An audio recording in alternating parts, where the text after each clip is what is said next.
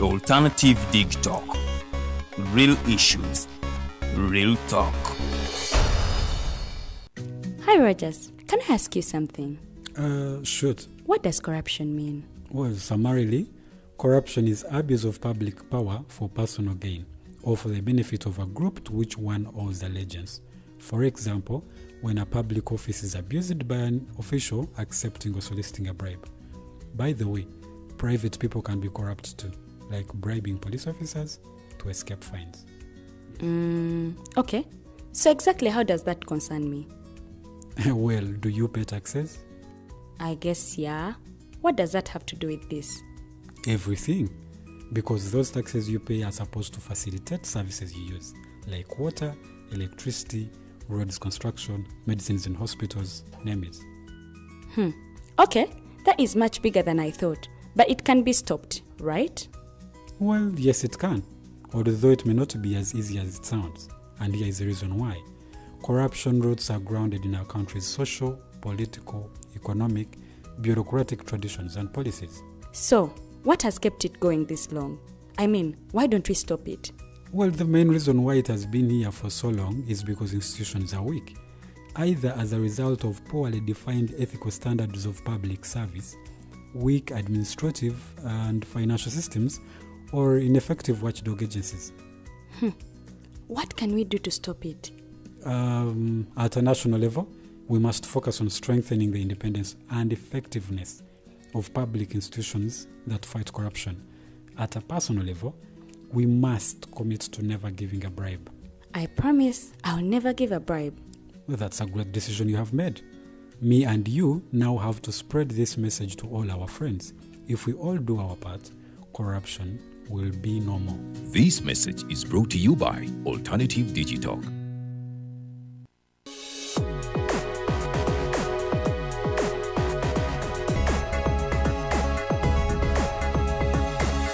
The Alternative Dig Talk. Real issues, real talk.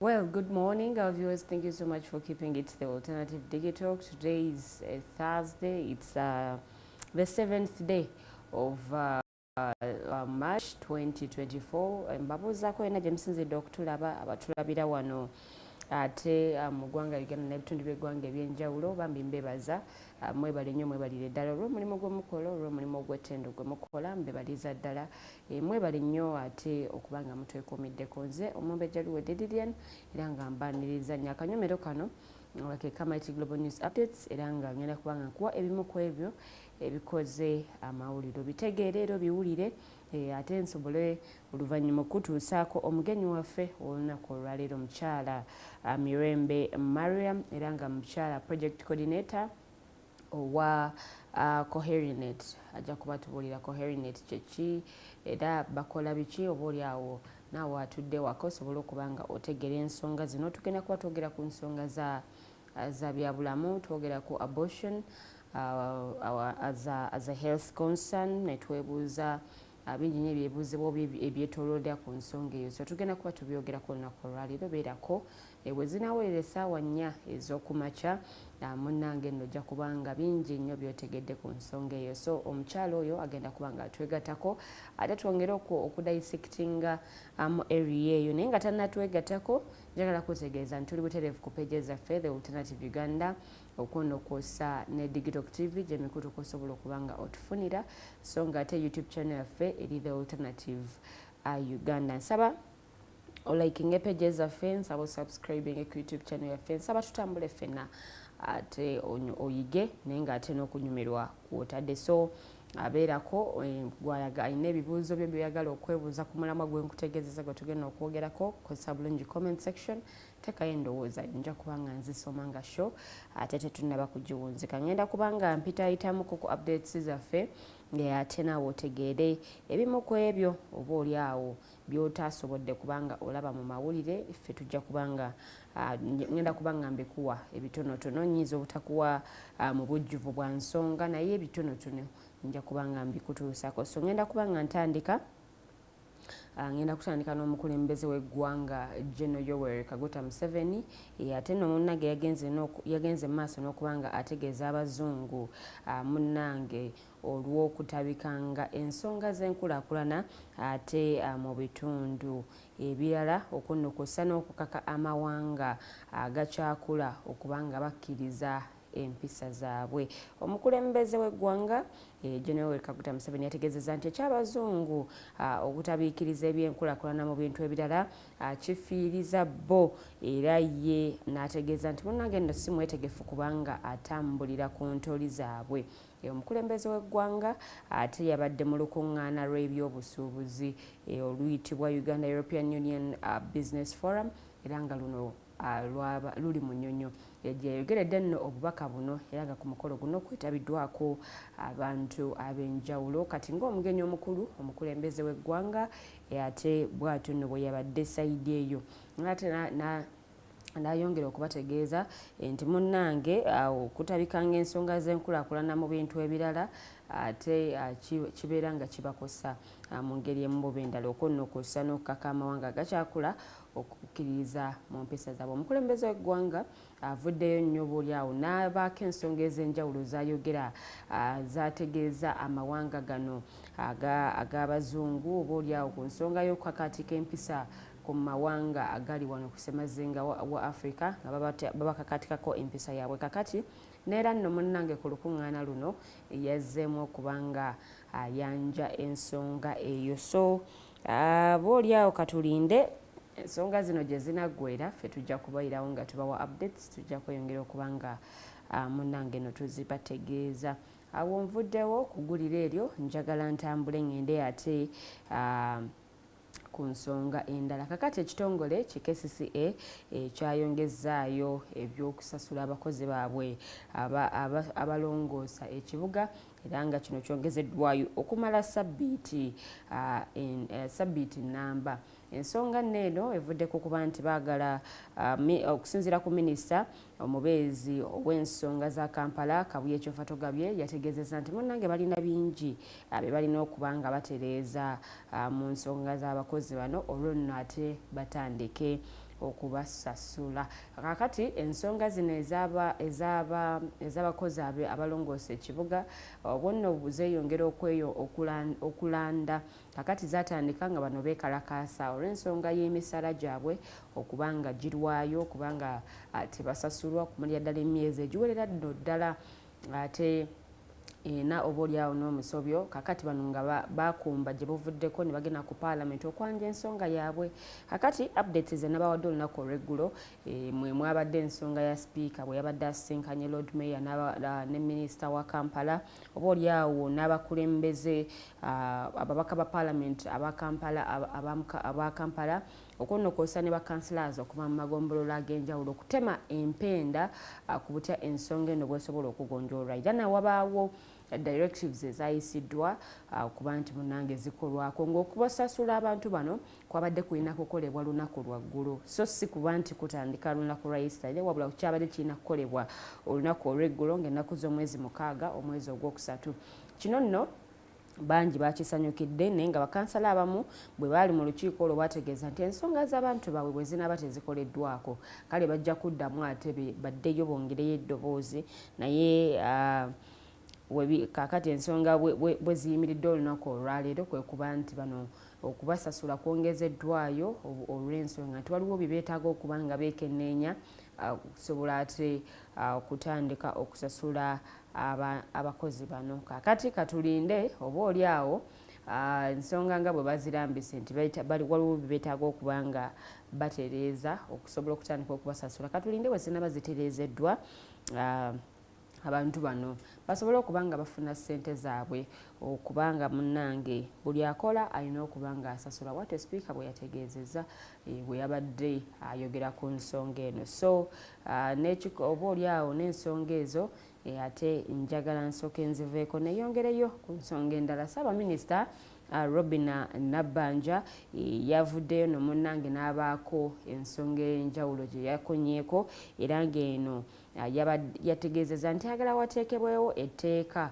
nga lino nno likugira abakozi ba gavumenti okubeera ate n'obulimu obulala abangi bwe bayitanga bu side business, abangi bwe bayitanga bu gig, era nga kino kijja kuyambako okutuusa obuweereza obw'omuggundu eri ate abantu. Okusinziira ku Prime Minister, abakozi ba gavumenti bwe babeera n'obulimu bwabwe ebbali munnange nno kino kittira ddala obuweereza, nga kino wadde ekyokulabirako ekyabasawo abalina obulwaliro obutonotono. N'ategeeza nti munnange amaanyi agasinga ate bagateeka nnyo mu bulwaliro bwabwe ate kusingira ddala ate okuweereza abantu abo, kale ate nga bano basasulwa gavumenti. Mu kwogera bino yabadde mu nsisinkano n'abakyala abeegattira mu kibiina kya National Women's Council era nga bano beetegekera okujaguza olunaku olw'abakyala mu nsi yuno. Olunaku luno lugenda kubanga lujaguzibwa olunaku olw'enkya. So mu nteekateeka eyo kale Ssaabaminisita Robina Nabbanja bw'atyo nno bwe yategeezezza. Njagala nveewo ate neeyongereyo ku mboozi endala eŋŋendera ddala nno ate mu kibiina ki NRM era nga eno nayo obwabaddeyo oba oliawo olukuŋŋaana okwogera olw'abakyala okwefumiitiriza ku nsonga ez'enjawulo era nga ebikolwa ebyokukaka abakyala omukwano sako kabasanya abawala abatanneetuuka bye bimu ku bizibu oba oliawo ebisinze okukosa abakyala wakati mu ggwanga era nga bino eggwanga bwe lyetegekera okukuza olunaku lw'abakyala olunaku olw'enkya zimu ku nsonga ezo oba oliawo ezanookoddwayo. Abakyala bagamba nti newankubadde nga balina okusoomoozebwa kwe bayitamu bingi nnyo bye basobodde okubanga batuukako mu bulamu bwabwe era nga tebakyakuumirwa mmanju nga bwe gwali mu biseera biri ate bategeeza nti waliwo steps oba oliawo ze batuuseeko entonotono. Kakati abakulembeze b'abakyala mu kibiina ki NRM ate byebimu ku ebyo bye bayogeddeko oba bye bakonyeeko babadde ku kitebe ky'ekibiina e Nakasero ku luguudo olwa Kyaddondo. Olabira ddala eyaliko Speaker wa Parliament Rebecca Alitwala Kadaga, omukyala Rose Namayanja n'abalala bangi nnyo abakulembeze abaabaddeyo era nga nabo baabadde boogera ku nsonga zino okwetegekera okukuza olunaku lw'abakyala mu nsi yonna. Awo nvuddewo ddakiika 14 ezakayita ku ssaawa 2 ez'amakya g'olunaku olwaleero. Mighty Drive gyogenda maaso n'okubanga olaba tuli mu kanyumiro akamaite Global News Updates nkuwa ebimu ku ebyo ebikoze amawulire naawe osobole okubanga obitegeera. Ngeeyongeddeyo ate ku nsonga endala omubaka omukyala akikirira mpigi mu lukiiko lw'eggwanga olukulu njogera ku mukyala Teddy Nambooze ono nno munnange yasimattuse okubanga agajambulwa oba oliawo ate abavubuka be bayise abakifeesi oba ababbi bwe bamulumbye mu maka ge ate nga bano balina ebijambi abamuyingiridde ne babaako ebintu eby'enjawulo bye batwala era nga omu ku baabadde mu kikolwa kino yakwatiddwa bwe yabadde ali mu bitundu by'e Busega awo era nga ekyaleeteddwa okumukwata kwe kuba nti ebimu ku bye babadde babbye mwabaddemu essimu eya iPhone era nti kigambibwa ono essimu yamulemye okuggyako, kale essimu eyo gye bazze balondoola okutuuka ate bwe baamukutte. Kaakati bwe yakwatiddwa bo abatuuze ne bagamba nti badde bagala okutwalira amateeka mu ngalo naye ekyayambye nti poliisi yabaddewo. Kakati mukyala Teddy oba Honorable Teddy Nambooze bwe bamubbye yakeeredde ate ku poliisi n'aloopa omusango era poliisi yayambyeko okukwata omu ku baabadde mu kikolwa kino era nga bwe yakwatiddwa kale n'atwalibwa ku poliisi. Ensonga ezo nazo katulinde gye zinaggwera kale tujja kweyongera okubibatuusako mu updates zaffe. Minisita w'ebyamawulire tekinologiya okunokosa n'okulungamya eggwanga Chris Balyomunsi olunaku olw'eggulo ate yavuddeyo n'abaako ku nsonga ez'enjawulo ze yayogeddeko era nga yategeezezza nti bo abali mu Parliament basanyukira nnyo ate ekintu ky'okwoleka ebifa mu ministry za gavumenti oba oli awo abangi kye bayita okulabisa. N'ategeeza nti munnange bakozesa ssente z'omuwi w'omusolo ate nga munnange abantu basaana okuba nga bamanya ssente zaabwe we ziteekebwa oba zisaasaanyizibwa zitya. So yasanyukidde nnyo enkola eyo ey'okuba nti bongera okwoleka oba oliawo ebigenda maaso mu ministry za gavumenti. N'ategeeza nti munnange kino kirungi nnyo era yo nga gavumenti tebakirinaako buzibu bwonna. Ntina nno ntambula mpolampola okusobola okulaba nti updates zaffe zimaliriza mangu kubanga omugenyi waffe yamaze dda okubanga twegattako, so tugenda kubanga tumufuna mu maaso awo. Kakati nvuddewo neyongeddeyo ku ssentebe w'akakiiko ka Public Accounts Committee era nga munnakibiina kya NUP Honorable Muhammad Muwanga Kivumbi olunaku nno olw'eggulo yakulembeddemu ababaka ne bagenda ate okulambula munnange eddwaliro lino erya Mbuya erya Barracks era nga yategeezezza nti omulimu guno nno gutambudde kasoobo.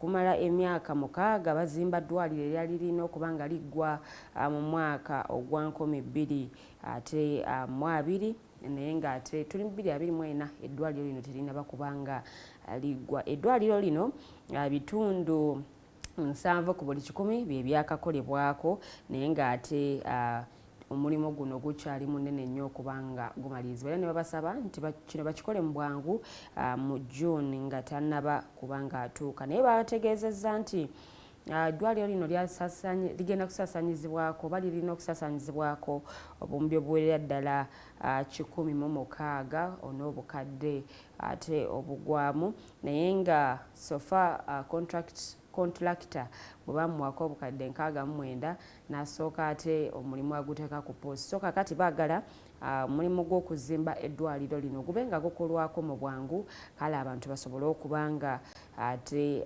bafuna obujjanjabi babaganyulwa mu nteekateeka eno. So nsonga nneeno awo nno wekyayimiridde tulinze okulaba ate kinaaba kikoleddwa because ababaka ababadde bagambye mulimu guno gutambudde kasoobo naye nga ate ssente zaafulumizibwa ezirina okuba nga zikola ku kuzimba eddwaliro lino. So ne basaba ate abavunaanyizibwa ku nsonga eno babe nga omulimu bagukola mu bwangu kubanga ssente ate zaabaweebwa. So updates zaffe njagala mbe nga nzikomya waneeno tugendeko mu kuwumulamuko katono nnyo. Bwe tukomawo omugenyi waffe agenda kubanga twegattako obutereevu ate might drive tusobole okuba nga tujjongerayo okutuuka ku ssaawa 4 ez'akalasamayanzi.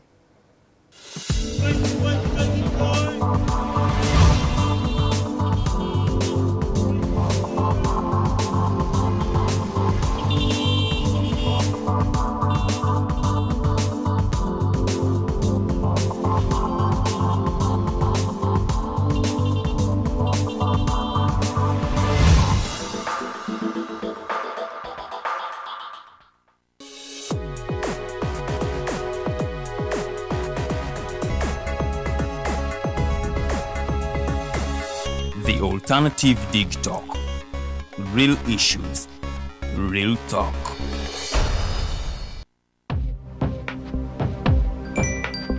What did the church do? Tawali man, what's up? Man, can you imagine people just dump everywhere? Someone drinks water and throws the bottle wherever. Come on, Rogers. What else do you expect people to do with an empty bottle? Simanya now, Bikoda. Did you know that plastics take at least 450 years to decompose? What? That's a long time. Exactly. Because plastics are made out of a lightweight and flexible material that doesn't decompose easily. And plastics everywhere in our environment cause plastic pollution. What is plastic pollution now? It is the accumulation of plastic waste in the environment, like bottles, polythene bags, straws. All of these contribute to plastic pollution. I have been using them without knowing their effect. Yeah, a lot of people have. Plastics are a danger to the ecosystem, both on land and in water. So how can we overcome this problem? Is there something we can do? Oh yes, we can reduce by minimizing the use of plastics, reuse by repurposing them, or recycle by collecting and processing them into new products. Everyone wants to change the world, but no one wants to change themselves for the world. How about we change our habits for the world? And it starts with me and you. This message is brought to you by Alternative Digitalk. Looking for a pair of shoes?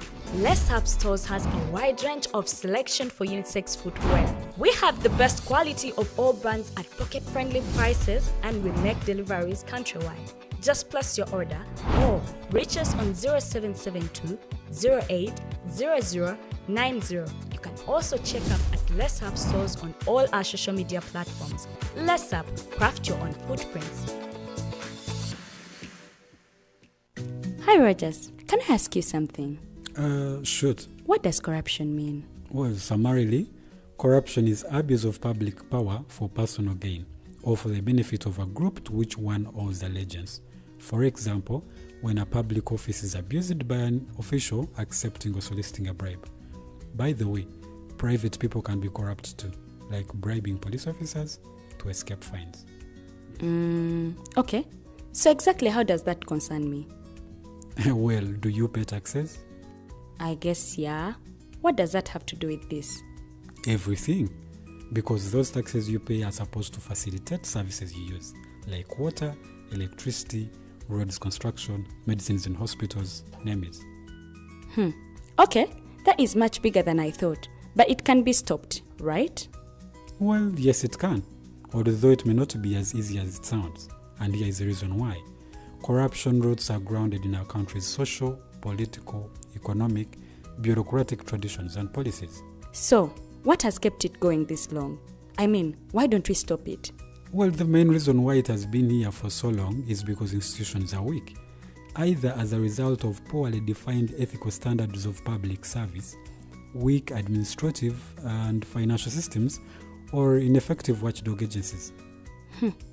What can we do to stop it? At a national level, we must focus on strengthening the independence and effectiveness of public institutions that fight corruption. At a personal level, we must commit to never giving a bribe. I promise I'll never give a bribe. Well, that's a great decision you have made. Me and you now have to spread this message to all our friends. If we all do our part, corruption will be no more. This message is brought to you by Alternative Digitalk.